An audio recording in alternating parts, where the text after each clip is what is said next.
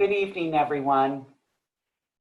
Welcome to this evening, where I hope you've all had a chance to watch the film screening of Mikvah, Democracy is a Verb. My name is Patty Sherman Sisler, and I'm the Executive Director of the Jewish Museum, Milwaukee. I do ask your patience tonight if there are any technical glitches. We all know how wonderful Zoom and Facebook Live are, but we also know they have their hiccups. So we're going to do our best and hopefully all goes well. If you do have an issue, just please use the chat button. It's at the bottom of your screen, and one of the Jewish Museum team members will attempt to assist you. We also ask that you keep your microphone muted. We have over 200 people attending tonight, and due to the volume, we don't want to get any reverb. And then we also suggest for your best viewing that you go into the speaker view in your screen. To do that, you go to the upper right-hand corner. If you're seeing the Brady Bunch or a tic-tac-toe board, go to the upper right-hand corner of your screen and click on speaker view, and then you'll see the person who's speaking. Many of you have already given generously to this program, and we thank you. We couldn't do it without you. If you haven't given and you are able, we ask that you make a donation so we can continue our lineup of free programming throughout the fall and winter.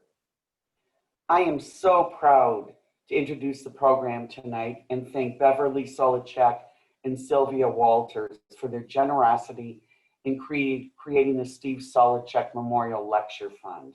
The love of their brother and their commitment to his passions is incredible, amazing, and heartwarming. We are honored they chose the Jewish Museum as a vehicle to which we can share the memories of their brother Steve. A special thank you too to Sandy Horowitz, who brought Abner Mikva to our attention to make us aware of the incredible work of the nonprofit Mikvah Challenge, and who worked tirelessly to get JMM to be the vehicle for the premiere of this remarkable documentary about a very remarkable man. The museum uses stories and art to build bridges to talk about contemporary issues. We are so proud to kick off our fall lineup, which all has to do with social justice in both our exhibits and our programming with this program. We will be looking at issues that are in the national consciousness at the moment. JMM plays a very unique role in looking at these issues, and we work to achieve social justice and the bigotry and intolerance. JMM often tells the stories no one else does. So as we begin the museum season of social justice conversations, tonight we explore the life of Abner Mikva, his fight for democracy, his community activism, his high moral compass, and his belief in the good of the human spirit. Please join me in welcoming the program coordinator and curator at the Jewish Museum Milwaukee, Molly Dubin.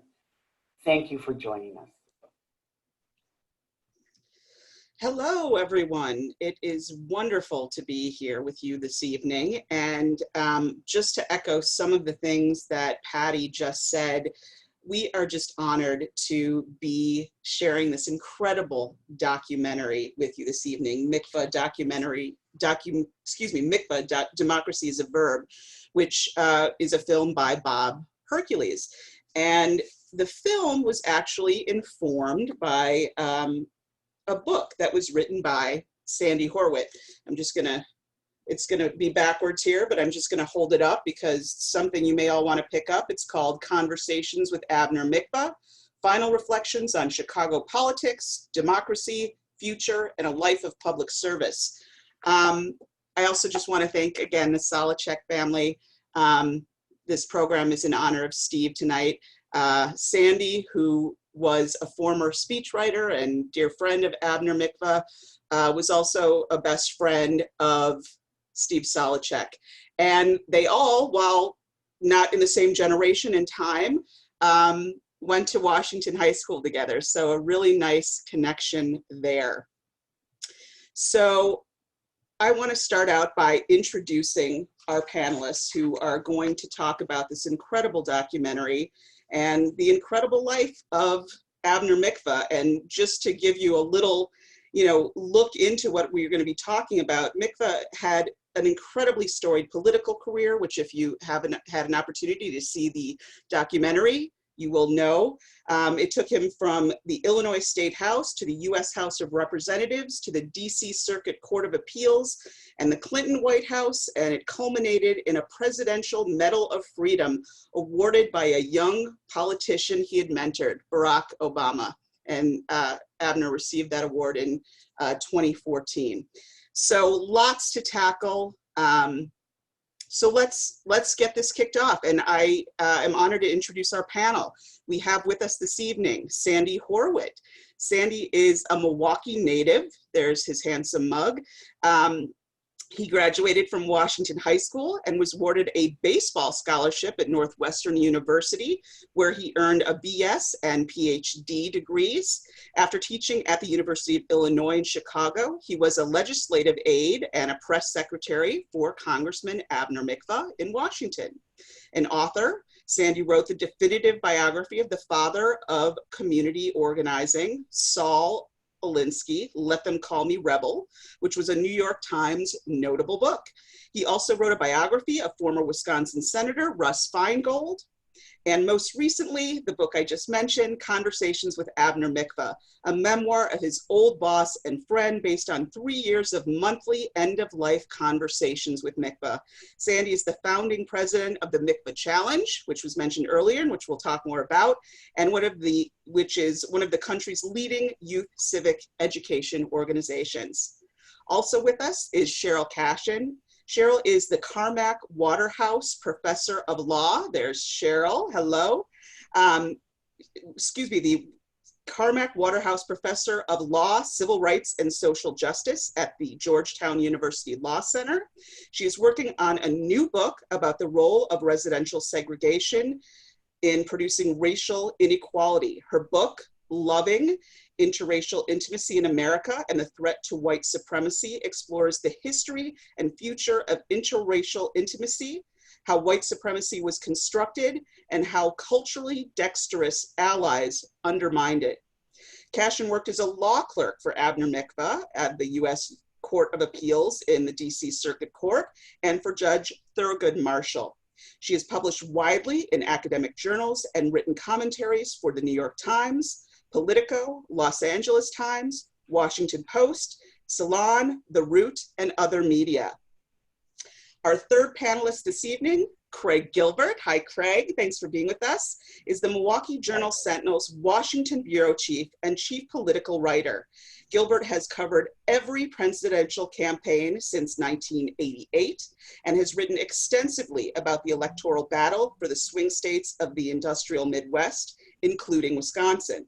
He is a past fellow of the University of Michigan, University of Wisconsin, and Marquette Law School, studying public opinion, political polarization, survey research, and statistics. He previously worked for the Miami Herald, the Kingston Daily in New York, the Daily Freeman, and was a speechwriter for New York Senator Daniel Patrick Moynihan. So we have an incredibly esteemed panel, and we'll also be hearing a little bit later from Marin Smith, who was and continues to be part of the Mikvah Challenge, was a student of that fabulous project. So with that, I'm going to kick things off, and we're going to start with Sandy. Hi, Sandy. Hi, Molly. How are you? I am great. It is so great to see you. There's so much to talk about, and I know we have such a limited amount of time. So I want to just dive right in here. We mentioned earlier the relationship, the connection to Steve Solowchek, your connection to Abner Mikva. So maybe you can start off by telling us a little bit about what made you want to have these end-of-life conversations with Ab Mikva that became the book that informed this wonderful documentary. Well, before I answer that question, Molly, I want to say, even though you and Patty say you're very honored to be part of this program tonight. There's no one who's more honored than I am. And I'm going to stick with that assertion. Steve Solowchek was my best friend starting in our sophomore year at Washington High School, and I adored his family, Becky and Barney Solowchek, his parents, and of course his sisters, Sylvia and Beverly. So to be part of the Solowchek family in this way, and to be part of this wonderful Steve Solowchek Memorial Series is the best honor that I could possibly imagine. So thank you for arranging this, and also, of course, to be at this world-class Jewish museum in Milwaukee. Thank you, Steve. I think the reason I wanted to have these conversations with Ab Mikva, which turned out to be over 3 years, I didn't know that when we started, was a little bit like the reasons young Barack Obama sought out Ab Mikva when the Mikvahs returned from Washington to Chicago in the late 90s, and Barack just had been elected to the Illinois State Senate. He wanted to hear the wisdom and insights of a remarkable public servant. There aren't too many people around like Ab Mikva with his set of experiences, his great intelligence, and his capacity to make connections, and most of all, I think in our troubled times, his optimism. So I went to see Ab in 2013, and I asked him about getting together to hear his thoughts about our country then, but our country now as well, and not knowing if he was really interested in doing this. And no sooner did I say what you heard me say, is he said with his familiar gusto, absolutely. And so for the next 3 years, we met almost every month at various places in Chicago. I would come into Chicago, pick him up typically in the morning, and we'd go out for breakfast and spend at least half the day together with my tape recorder running from the moment we entered my automobile. And that's how it all started. And it ended a little over a week before he died on the 4th of July in 2016. We had our last phone conversation on June 22nd, 2016, which was also a historic day for a reason related to one of the issues that Ab Mikva cared a lot about.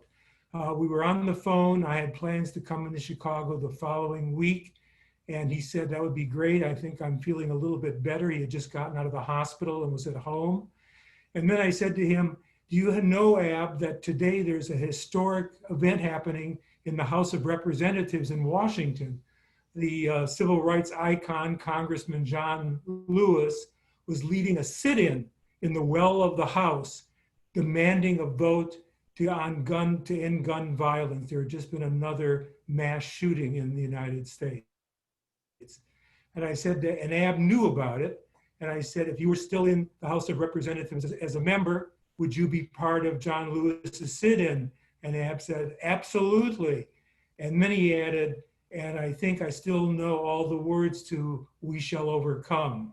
And at the time, I didn't realize that those would be about the last words that I'd hear from my friend after our 3 years of conversations. Well, as you know, as we've talked about from the top of this program, he was such a unique individual and was beloved and respected for so many reasons, some of which you've cited, including his early championing of gun legislation. Can you talk to us a little bit about why you think there was interest in creating a documentary, which really, we know it's coming out, it's going to be aired by PBS Chicago in October, which it seems like, you know, there have been many points in our history where this would be resonant, but right now it feels particularly resonant. Can you talk to us about why, you know, Bob wanted to do this and why he, you know, was looking to your book and that relationship in those conversations? Well, Bob Hercules, the director, who is based in Chicago, is just an exceptionally talented person who has made a career of telling important stories via the documentary form. And when we approached Bob, I think he immediately realized why this would be not only important for historical reasons, but very timely and very relevant to the times in which we live these days, these very troubled times. The other person, though, who was indispensable at the very beginning and all throughout this process was my good old friend and Ab's old friend, Greg Kancheski. He is the other executive producer of this project. And without Greg and his persistence from the very beginning, it's never easy to make a film, whether it's a commercial film or a documentary. You have to have a combination of a little luck and then more than that. And Greg Kancheski has just been indispensable. His perseverance by itself has been inspiring. If anybody has any doubts about how it pays to keep at something, even when it doesn't look like the outcome may be what you want, you need to know the story of Greg and this documentary. That's incredible. And being that it is, we're having the opportunity to share this tonight, the connection to Milwaukee, the connection that Ab had because he grew up here in Milwaukee. Can you talk to us a little bit about, in the documentary, it really talks about how his childhood really impacted his lifelong belief in the ability of politics to change people's lives for the good. We know he went, if you did see the film, he was in World War II. He, signed up and was in World War II. He was the recipient of benefits of the GI Bill, which allowed him to go to college at UW-Madison. And he really, felt that was instrumental in changing, the path of his life, the fate of his life, and felt like government was so instrumental in providing some of those benefits. And those beliefs in the film, it really talks about being built on some of the difficulties of his relationship with his father and his experiences growing up. Can you speak to that a little bit? Yes, his early experience as a kid in Milwaukee was very important to how I think he saw the rest of his life. His parents were really very poor. His father, at the very beginning of the Depression, lost his job, and there was no income coming into the Mikvah family for a good 6 or 7 years from 1929 or early 1930. And in looking back on that period, Ab said to me, "I really don't know how we survived." And that mark of poverty and the shame that the family felt really stuck with Ab for the rest of his life. His father, by the mid to late 1930s, finally got a government job, the Works Progress Administration job, WPA job. So that was one of the first lessons for young Ab Mikva about the way government could be an important support and helping hand for a family that was really as destitute as the Mikvahs. And then, as you said, Molly, when Ab was about ready to graduate from Washington High School and thinking about college, but only after he enlisted in the Army Air Corps, and all the kids, all the boys at that point were really ready as soon as they graduated to enlist in the armed services, the Navy, the Army Air Corps in Ab's case. It was a far different scene than the military appeal or non-appeal was a generation later when I was Ab's age during the Vietnam War period. So after Ab served for almost 2 years in the Army Air Corps and then returned to Wisconsin, he had a chance to go to Madison, which would have never been a possibility without the GI Bill. And Madison, for the people who are not Wisconsinites, means the big University of Wisconsin at Madison. It would have been out of the question for financial reasons for Ab to ever have thought about attending the great University of Wisconsin, except for the GI Bill. So it was a dramatic experience again of how government programs could make a big difference in one's personal life. Absolutely. I think, and we're going to kind of come back. I do want to give an opportunity for the panelists to respond to what one another is saying. And so at this point, I just like to kind of segue to Craig, because I think, some of what we're touching on here, some of the early experiences that really shaped Ab's life, some of the, the policies, the programs that helped him, that shaped his thought that government could really have a positive impact, and really his believing in the empowerment of youth and youth voice. You are someone who really has your finger on the pulse of politics, both in Wisconsin and on a national scale. Can you talk to us about some of these things that were really central to Abe's career, the activism that he was passionate about, and connecting that to this moment that we're experiencing both uniquely in some ways in Wisconsin, but very much on a national scale as well? Sure. I mean, and I think Sandy has done this in his book, where he's really sort of put Ab in the context of the place he came out of. Wisconsin, as we all know, has a really special and distinctive political history and political culture. Milwaukee does too. And so in Ab's case, he's not only coming out of this pretty remarkable school, Washington High, that has produced, a hall of fame of accomplished Americans, as Sandy knows better than me, but the city of Milwaukee, with its sort of tradition of socialist mayors who were really in many ways progressive reform politicians, the state of Wisconsin, where you had a great progressive tradition, and you also had sort of the counterpoint politically of Joe McCarthy in Wisconsin, who was somebody that progressives rallied against. And so he was an influence in a negative way in his own right. Wisconsin, certain, all of its rich traditions of sort of the interplay between the academy and the university and social science and politics. I think you can see how Ab exemplifies a lot of those things. I mean, he was somebody, as a political reporter, following, you study people in politics, not just for their positions and their ideology, but for the personality and their makeup. And, what's so special about Ab, and, I've seen some other politicians coming out of Wisconsin that share some of these qualities, but this combination of, as Sandy said, political passion, but also a real deep understanding of practical politics.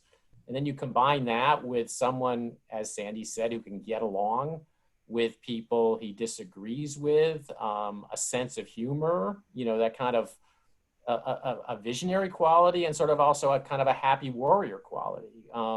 I've seen some happy warriors in Wisconsin politics. I mean, I think of Gaylord Nelson, I think of Mel Laird, I think of Tommy Thompson. There's been a bunch of them. Les Aspin was one. And so you do have that tradition in Wisconsin. It's a great tradition. And I think Ab ranks really highly in that tradition. Absolutely. And I love that you touched on, one of the really hallmark characteristics of Abe's career, very much from his early days in politics. He was someone who had the courage of his conviction. He was someone who really knew how to get along with people. People liked him. He was approachable. He was genuine, but he was really known for this ability to compromise. Where some people may have, some people have the mindset that, if you compromise, you've thrown in the towel, you haven't won, you haven't gotten your point across. He, famously kind of says in the film, if you even get half of the loaf of that full bread, that you're trying to come together on, you've made progress. And that's not a characteristic you see a lot of today. That's so unique. Can you talk to us a little bit about that legacy? And I think, I personally and more, more of the people out there would like to see more of that, looking at the glass as, half full, the taking that half loaf of bread. Yeah, absolutely. In fact, before coming on here, I did a little research, and political scientists have this system for rating members of Congress on kind of a left-right scale, and it's widely embraced in the field, and it's pretty rigorous.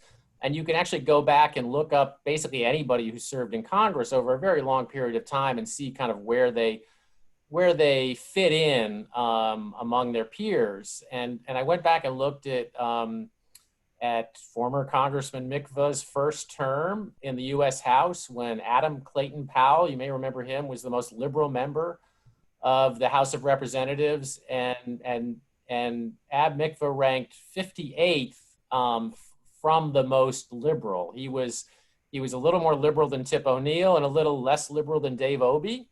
In his last term, John Conyers was the most liberal member of the House. And again, Ab was a little more liberal than Claude Pepper and Dick Gephardt, and a little less liberal than Dave Obey and John Dingell, but he was basically in the middle of the liberal half of the Democratic caucus. So it sort of makes sense. I mean, he had a political passion and a political philosophy, but he was also a pragmatist in a lot of ways. I think the longest conversations I ever had with him personally were in 2008, when Democrats were gathered to nominate Barack Obama in Denver, and the Wisconsin delegation and the Illinois delegation shared a hotel, which was great for those of us in the Wisconsin delegation, because Illinois, of course, that included, was there for Barack Obama. And I remember having conversations with him about the Democratic nominee, Barack Obama, and he talked a lot about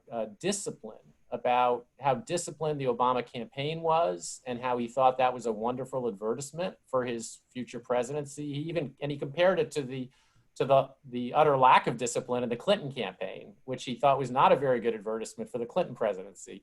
But that, his emphasis on discipline, I think, goes hand in hand with this sense of this practical sense of how to get things done in politics that we've been talking about. Absolutely. And I think, Ab has left such an incredible legacy, and particularly, I just would like to hear your thought.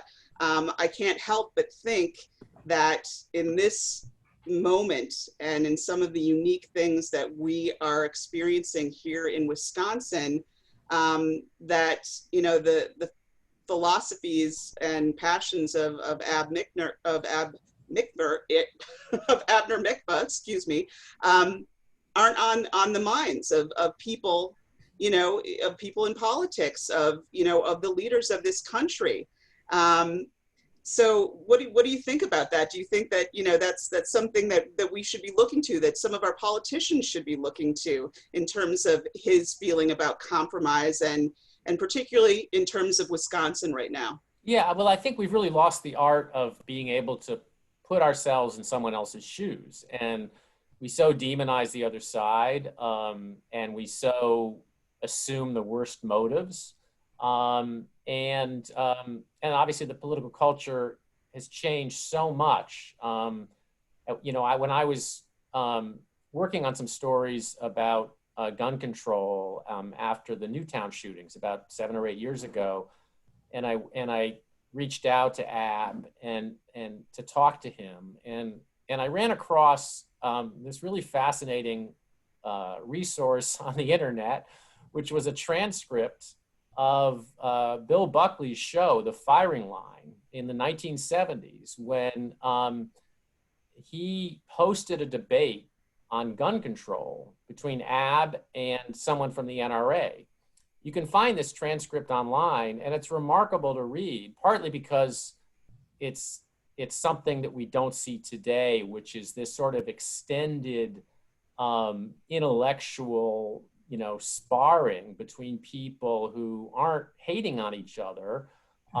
They're enjoying the argument, and they're not pulling any punches, but it's not personal, and it's being conducted on a very high level. I mean, he is trading kind of barb for barb with Bill Buckley, who was a famous wit. He's funny. He's a great debater. And it's just sort of it's a sad and poignant reminder of a lot of what we've lost. At one point, actually, he turns to Buckley and he says, you know, Bill, I've read your books and I agree. I subscribe to the doctrine the government shouldn't go beyond what's essential and where it can be shown that it's performing an essential common good. And then he made that conservative argument a basis for arguing for basically getting rid of handguns. So it was an interesting debating move, and I think it was characteristic of him. And sadly, when I went back and talked to him after the Newtown shootings, he looked back at that and he called it. He said, I look at it sometimes as my greatest failure because in many ways we've gone completely backwards on this issue. But he obviously gave it everything he had. Yeah. So interesting. And I think that's a great segue when we're, talking about Ab's legacy, his impact, maybe some of what we've lost in terms of his legacy. Sorry about that. I'm sitting a little too still in my office. I'd like to turn to Sheryll. Sheryll is someone who had some incredibly personal and forming your life's path, your mission, your thoughts about activism from very early on. I mean, from the very beginnings of, you're becoming a candidate to become a clerk for him, and what that meant to be, selected, and how that really puts you on your path. Can you talk to us a little bit about that, Sheryll? Yeah, so when I was at Harvard Law School, and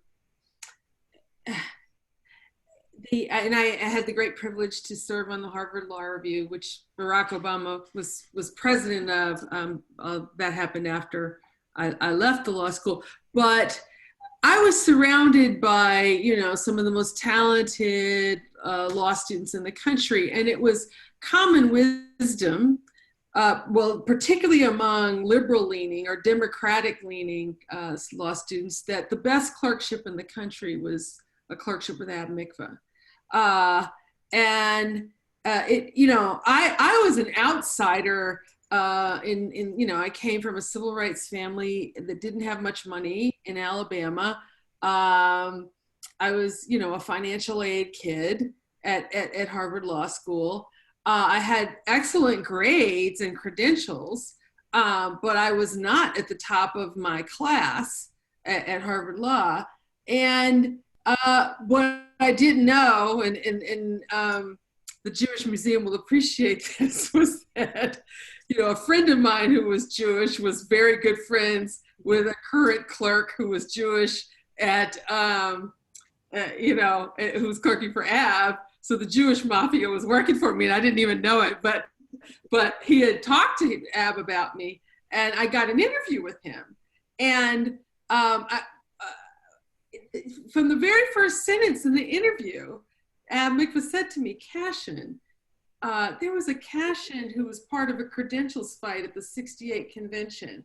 Was that your father? I said, yes, that was my dad. And my father founded an independent Democratic Party in Alabama when the regular Democratic Party was dominated by George Wallace, and they had a credentials fight that's less famous than Fannie Lou Hamer's credentials fight. But Ab told me, and this is literally our first few sentences in the interview, that he had intervened and tried to help get something done. They did not get seated at that convention.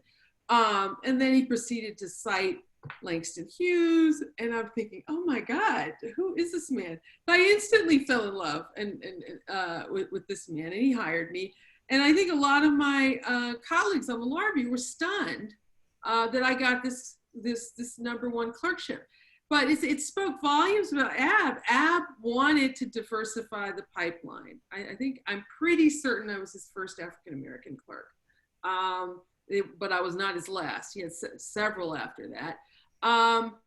And this launched me. The other thing about Ab, part of what made him the top judge to clerk for in the country, was that he had a very high feeder rate to the Supreme Court. It was very common that all three of his clerks would go on to clerkships at the Supreme Court. And part of the, this Ab who got along with everybody, the year I went up to the Supreme Court, I clerked for the Great Thurgood Marshall, one of my co-clerks clerked for Justice Rehnquist. All of the justices up there across the political spectrum liked and respected Abner Mikva. But this catapulted me into, being a law clerk on the DC Circuit for Ab Mikva and a Supreme Court clerk, catapulted me into sort of a very elite cadre of young lawyers. And really, I had all the options in the world. And just like Barack Obama, and by the way, the law clerk who called Barack Obama to offer him a clerkship with Ab Mikva was me. And I was flabbergasted when I called the current president of the Harvard Law Review, offered him a clerkship with Ab Mikva, and Barack said, well, Sheryll, he didn't know Ab then. He said, tell the man I'm going back to Chicago, right? It was stunning. I just like, whoa, nobody turns this down. You were basically turning down a clerkship with Ab, but also a Supreme Court clerkship and a Supreme Court sign-on bonus, which was a ridiculous amount of money for the time, right? But it just like Barack Obama said in the film, Ab played the same role for me at every point in my life going forward. When it came to decisions about where to go and where to work and what to do, Ab was intimately involved. And in fact, I overlapped with him. His tenure in the Clinton White House, I was working as a policy staffer. And he was tired. I was in my early 30s and I was exhausted. I remember having lunch with Ab. He was White House counsel and I was exhausted, and it was, I was thinking about what to do. And he told me, you ought to be a law professor, and here's why. And he had all of the reasons, but the main reason was that he saw it as a platform for me to write and think and say what I wanted. And I didn't even see this value. And to this day, I can't imagine anything better for me personally. I'm an academic, but I write popular books, books about serious issues of racial justice for popular audiences. And I don't have to answer to anyone. I'm free to say what I think. And I'm just so inspired by his career, and watching this film, I was so deeply moved. So, I'm honored to be here and share. Well, thank you so much for sharing those, kind of personal stories. And it's, really clear how Ab's passions, his perspectives, his being, an early champion for so many things, in terms of diversity, in terms of women's rights, that really have had an impact on your life. In terms of the path that you have chosen and the things that you're writing about now, can you talk to us a little bit about how your time with Ab informed that? And how that really, and your thought about that in terms of this moment that we're experiencing? Well, one of the things that stays with me the most about my year clerking with Judge Mikva, with Ab, was he took the three of us to visit a federal prison one day. And he didn't announce to us that he was doing it. He just said, okay, we're going to a prison today. And he didn't announce to the prison that they were going. And he told us that he does it once a year.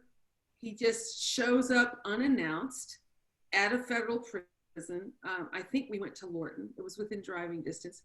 he shows up unannounced and asks to see and be taken around and see conditions. And I had never been, you know, inside. I mean, they took us all through, and we met and saw, you know, some prisoners, but we more than anything just saw conditions. And no one else on that court did something like that. And one thing that was very clear to me was that this was a person who cared about the most isolated and underappreciated and vilified, frankly, people in the country.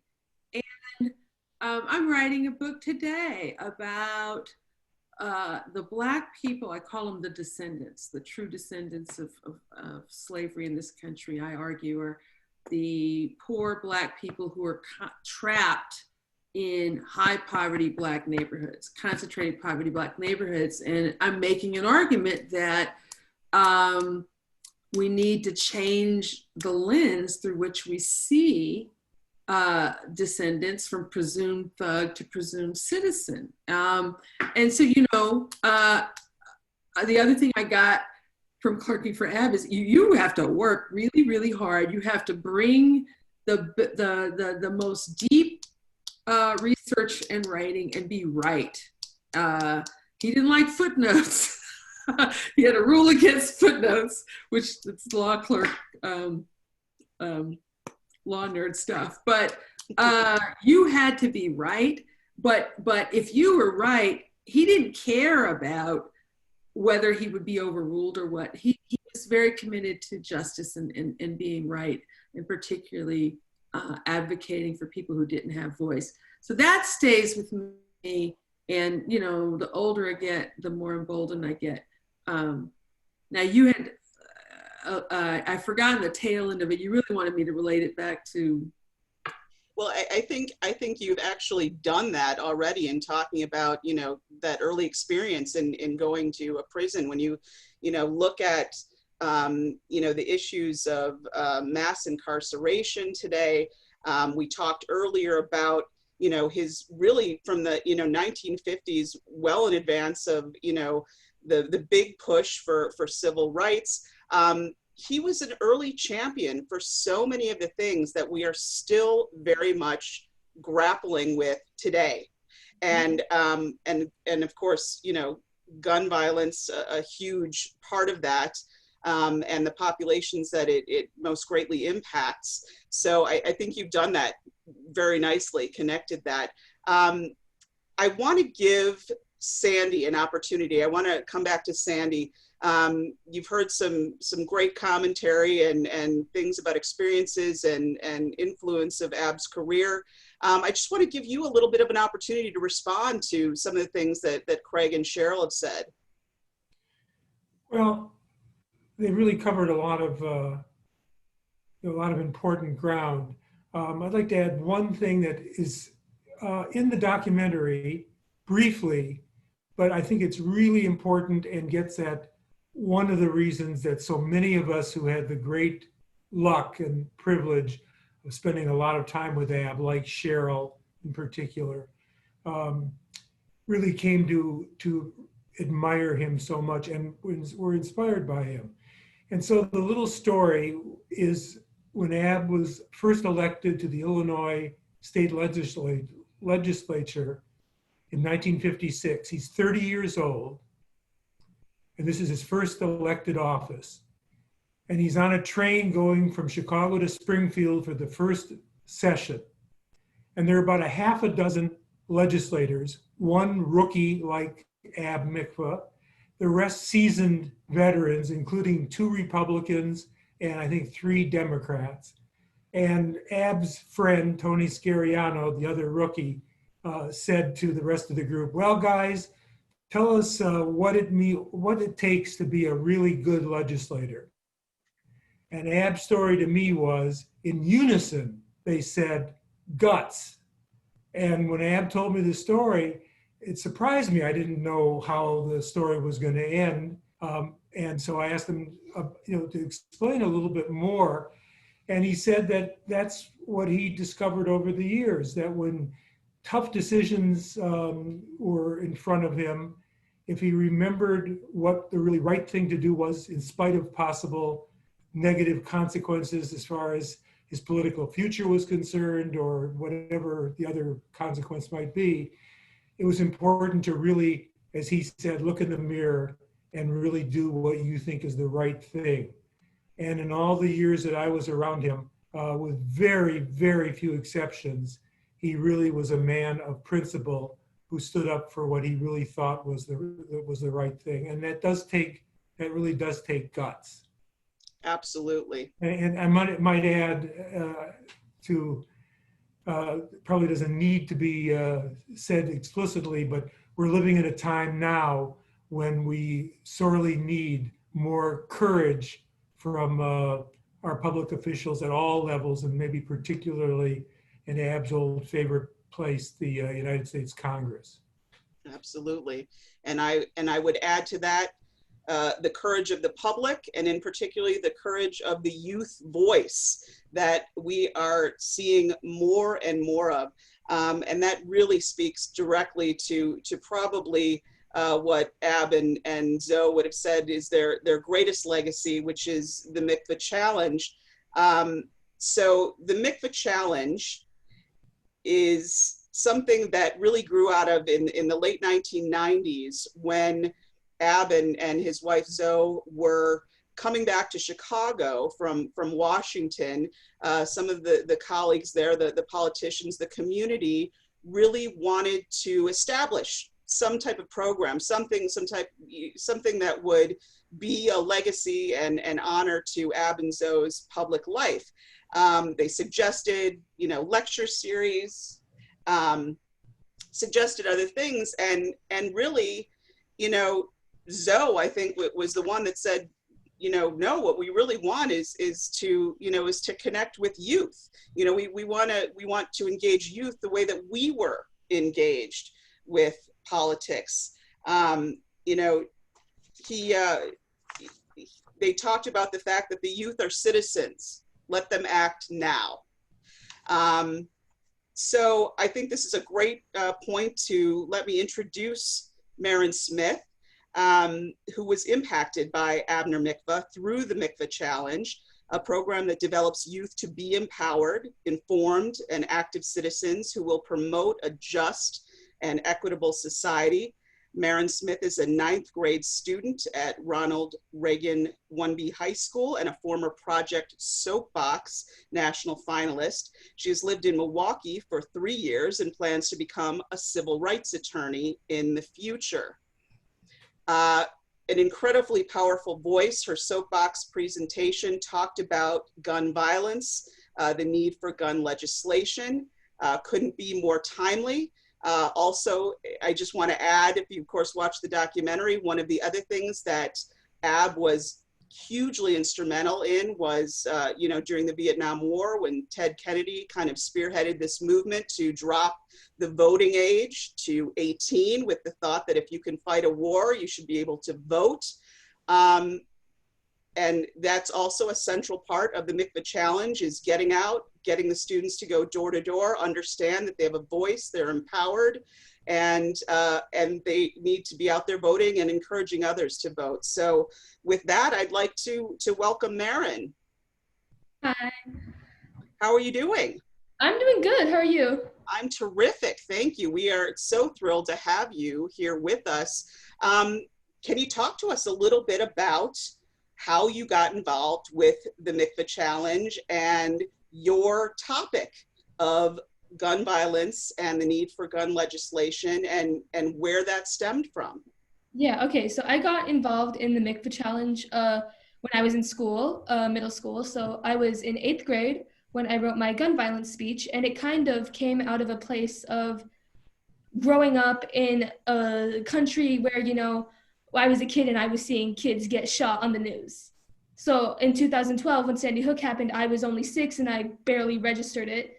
And then in 2017, when the Parkland shooting happened, I was in 6th grade and we had a protest that year. We had a protest the next year.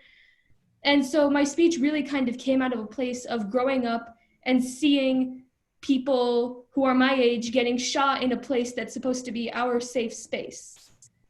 And that's kind of been a constant fear, you know, like I go to school and I don't know if I'm coming home. And so we were writing our speeches and I was like, I want to write a speech about that because nobody's doing anything, you know? Like we have legislation trying to get passed in the government maybe, but it's not getting passed. If it were, we wouldn't be here talking about gun violence and school shootings. And so that's kind of, I think, where my speech came from, for sure. Do you want to give us, of course, you get 3 minutes, I think, is the total time you're given to give this very impassioned presentation about your topic. You've talked a little bit about, why you focused on it. Can you give us a little bit about some of the points that you shared, which we know I had the opportunity and was honored to be able to judge one of these challenges. And your fellow students are encouraged to snap when you're doing a great job and to support you.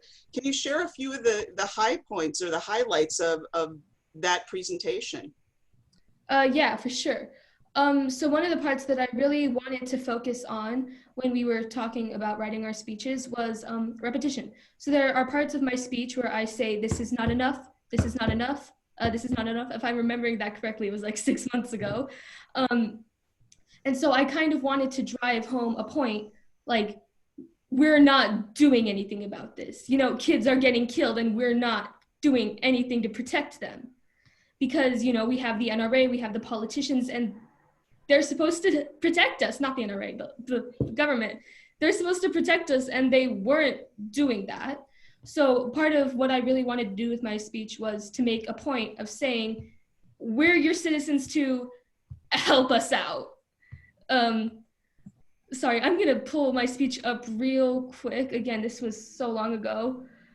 No, you're doing fabulously, and you don't have to revisit. You're doing such a great job.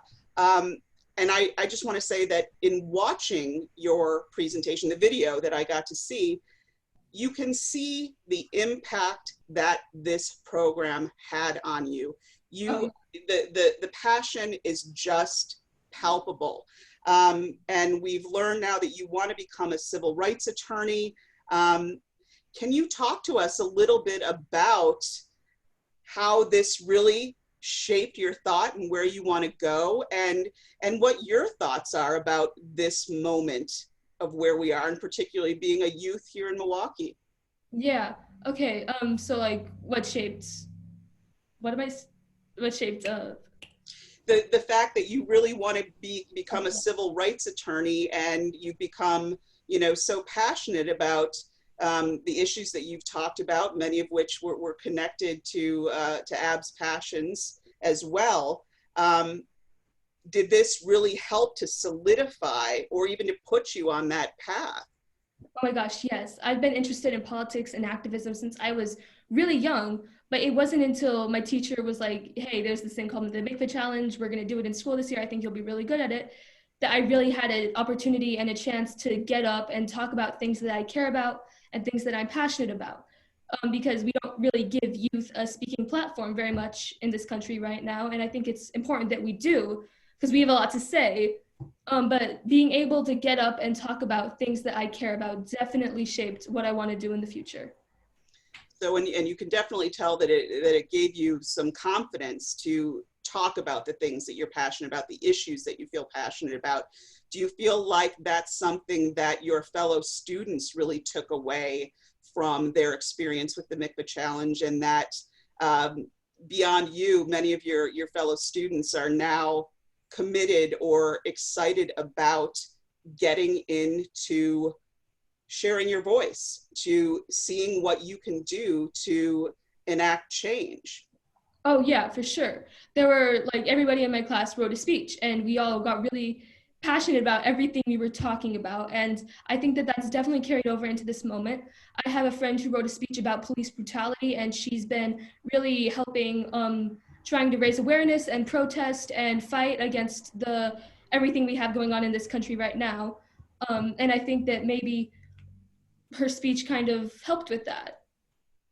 like kind of impacted with that. I don't know. Absolutely. And I know that, you know, one of the thoughts behind Ab and Zoe's, you know, legacy in creating this really new field of, you know, civic education was the fact that, you know, the thought is that maybe some of the reason that youth, you know, go astray, maybe they are, you know, picking up a gun, to connect specifically to your topic, is because they don't feel respected. They don't feel empowered.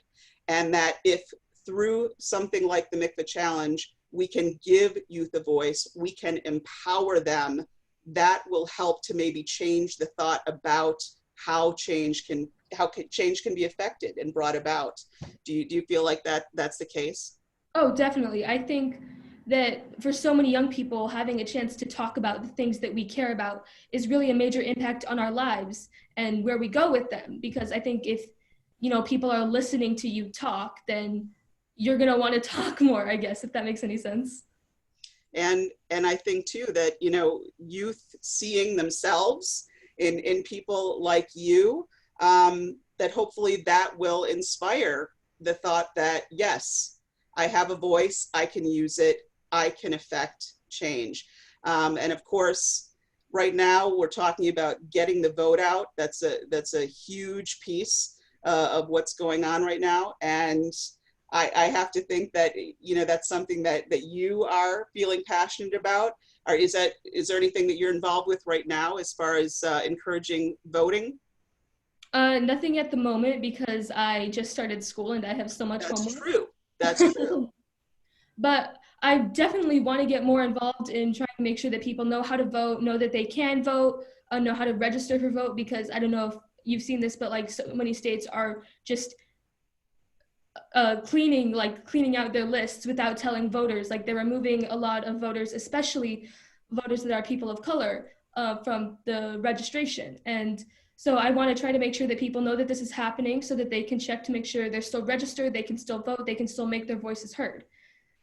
Especially with the youth turnout. If we have more youth turnout, then I think we'll be a little bit better off at least. Absolutely. And I think that's kind of a perfect circle back to, you know, the beginning of where we started in talking about, you know, some of the things that Ab was so passionate about, voting rights being one of them. And again, so many things that we're grappling with today. So I think at this point, I'd like to, you know, kind of wrap up our discussion. I know I've been seeing a lot of questions come in. So if it's okay with our panelists and of course, Marin, I'd like to look at some of the questions coming in. So we're not going to get a chance to get to everything, but I definitely want to pose some questions here. We have some people who are commenting on having attended Washington High School. So here's an interesting question, and I'm not sure who is best to speak to this, so I'll let you jump in. What would Ab advise Joe Biden at this moment? Does someone want to field that question? Nobody's jumping right in. Sandy, I'm going to turn that to you. I don't know if he would give him advice. I think Biden is already doing a pretty good job on his own. His speech in Pittsburgh recently, yesterday, I think was right on the money. And I think Ab and Biden had a friendly relationship, and I think Ab would be very pleased and very optimistic, as he often was, including when his friend Barack ran the first time in 2008, that Biden is going to also end up as president of the United States. So I think this kind of goes a little bit hand in hand with that, and also with some of the things that Craig talked a little bit about earlier, which, so the question is, does discipline and pragmatism work in this climate? So Craig, you spoke a little bit about that. Do you want to add to that at all? Well, I would say that I understand why the question is being asked, but I do think that it's better than the alternative. Let's put it that way. Sheryll? Whoop, you need to unmute yourself. There we go. Sorry, does discipline and pragmatism work in this environment? In this climate. This climate? Oh my goodness. You know, I want to believe Michelle Obama's refrain, when they go low, we go high, and remaining high works. I think it works in the long term, but sometimes short-term nastiness, or short-term, I should say, tribalism, you know, works. It doesn't work for the American people, but it works for some politicians in certain circumstances to win elections, you know, and in a hyperpolar world with gerrymandering and the primary system, where so many, particularly on the right, so many people, if they are pragmatic, if they did behave like Abner Mikva and compromise, they might get primaried by a purist, you know? And I think that happens a little bit on the left too, right? So it's dispiriting. I think it's better in the long term, but I think there are a lot of structural problems in our system that disincentivize politicians from reaching across the aisle. Interesting.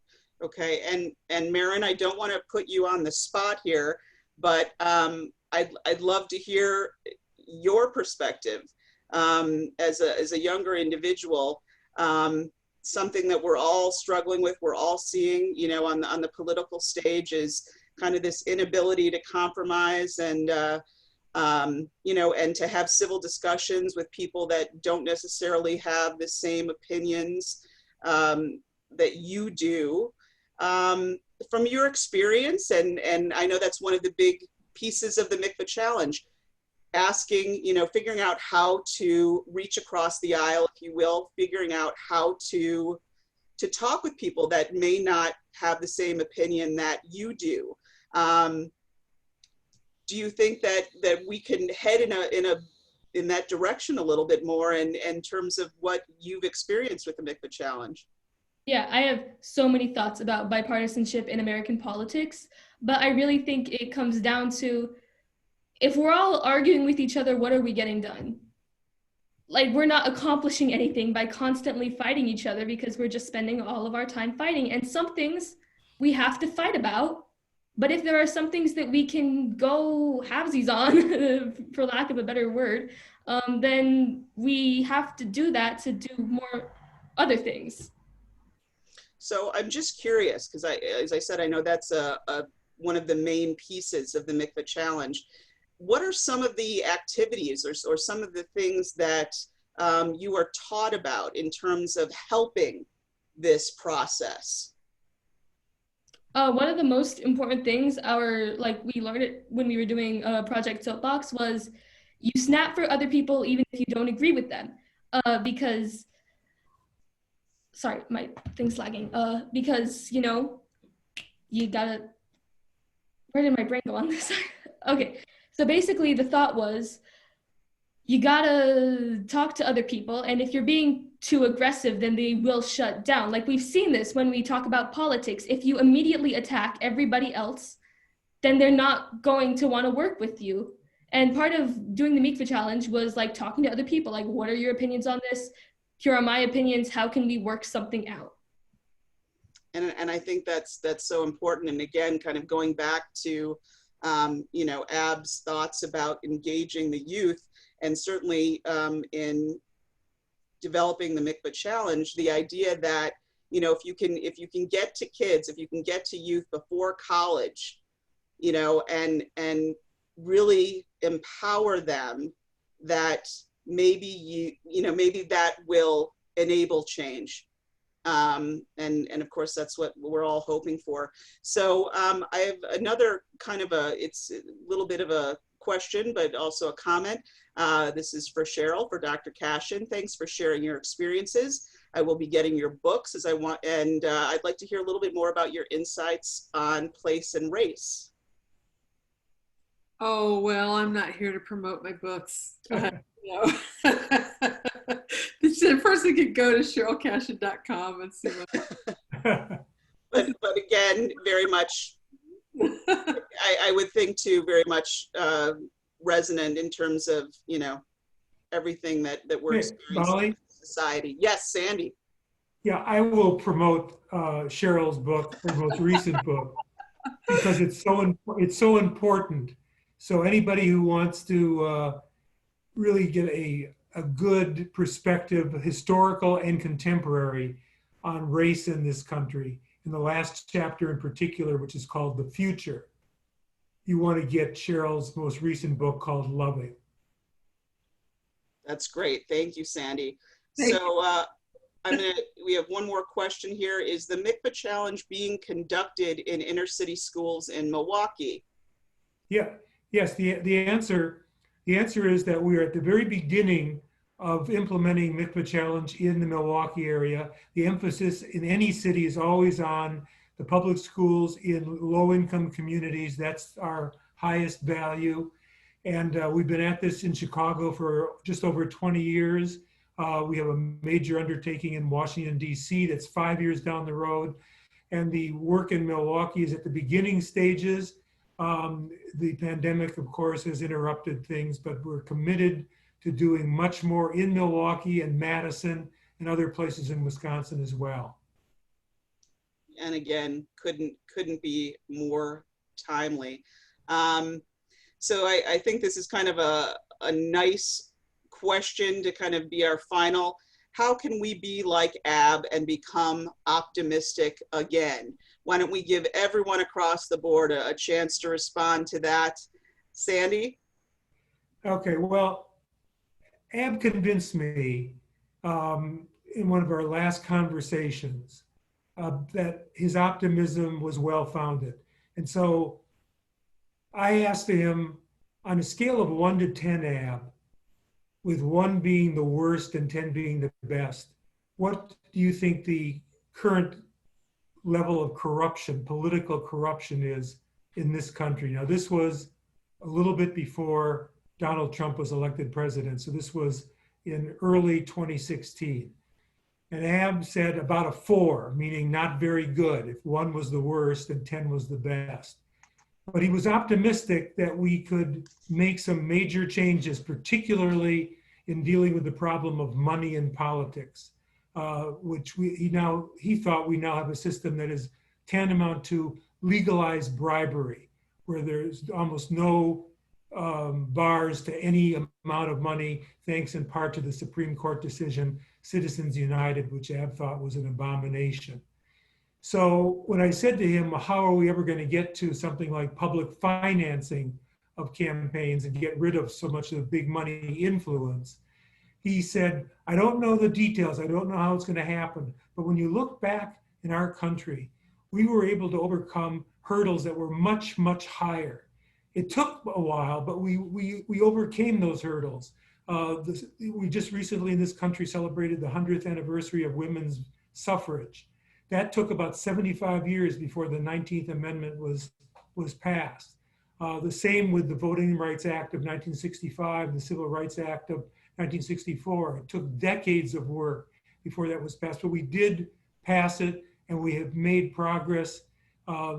Thanks to the Supreme Court, some of the voting rights work has been eviscerated, but that's more work yet to be done down the road. But basically, Ab thought that as long as our system was open enough to allow for change, it's really reminiscent of the Tocqueville quote about the great privilege of the Americans is not that they are more enlightened than other people, but they have the capacity to correct the mistakes they make from time to time.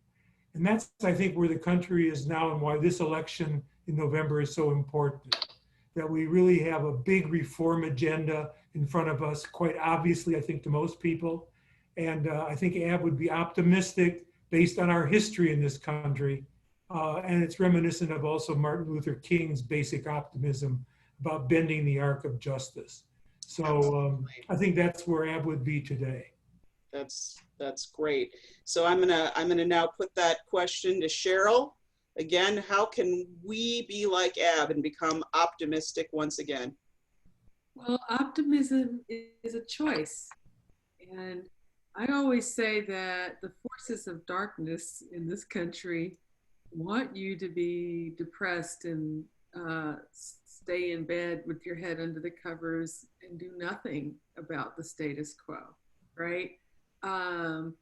So, you know, you can be optimistic by beginning to imagine the country you want to live in. And I think there's a lot of evidence it's possible to create the reality you want for yourselves and your children in what I call small utopias now. There are a lot of decent people now, you know. I found it for my kids in this wonderful public charter school, a robustly diverse school where people kind of came up with a lot of really wonderful norms of inclusion.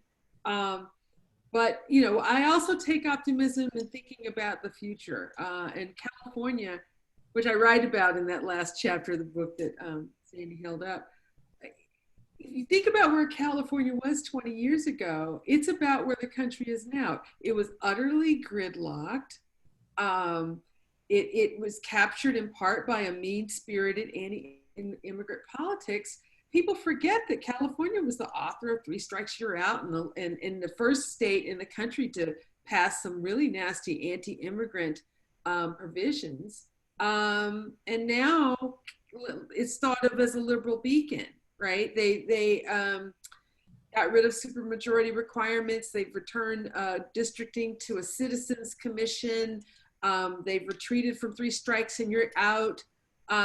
They are investing more in education. They're trying to address a homelessness crisis, but the point is the legislature there is functional and the arguments are about the substance and science and it's not just a clash of ideologies, despite all of California's challenges. So I think the silver lining with this current president is that he's accelerating the seeing and naming of racism, that there are a lot of people who are standing up and saying, this is not the country I want to live in. And he's also accelerating the engagement with politics of the fastest growing groups in this country. And that is Latinx people, mixed race people, and Asians, who not only want to vote, but to run for office, right? So he's accelerating the mobilization of people who want a better country and a different, saner, more human and kind country. So I'm optimistic in that sense. It may take longer than we hope, but. Lots of good thoughts there. Craig? Had to unmute myself. Can you hear me?